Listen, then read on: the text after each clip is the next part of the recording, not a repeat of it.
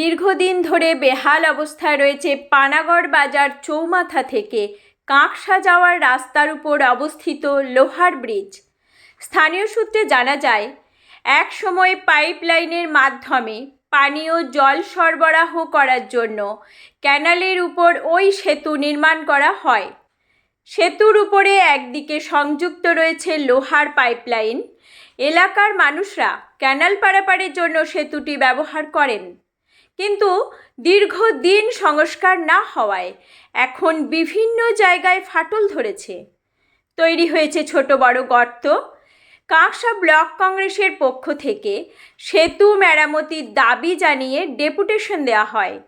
Block কংগ্রেসের সভাপতি পুরব বন্দ্যোপাধ্যায় বলেন, লোহার সেতু জং ধরে ভেঙে গিয়েছে। গণস্বাক্ষর সংগ্রহ করে ব্লক প্রশাসনকে দ্রুত সংস্কারের দাবি জানিয়েছি।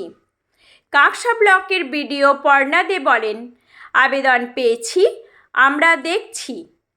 পানাগড় থেকে নিজস্ব প্রতিনিধি রিপোর্ট, সুখবর টিভি।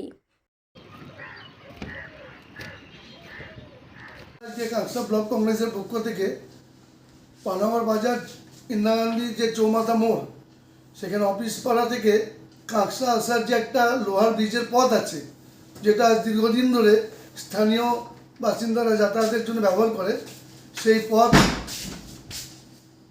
লোহার ব্রিজটা একবারে বিপদসংকুল, জং ধরে ভেঙে গেছে। ওইখানে ছোটো ছোটো বাচ্চারা স্কুল যাওয়া আসা করে ওই পথ দিয়ে। তা আমরা আজকে বিডিও ম্যাডামের কাছে এসেছি গণস্বাক্ষর সংগ্রহ করে ওনার কাছে আবেদন করার জন্য, যে দ্রুত সেই ব্রিজটা সংস্কার করে যেন আগামী দিনে কোনো ভয়াবহ দুর্ঘটনা ওই ব্রিজকে কেন্দ্র করে না ঘটে, তার ব্যবস্থা নেওয়ার জন্য। আমি কাঁকসা ব্লক কংগ্রেস সভাপতি পুরো প্যানেল বলছি।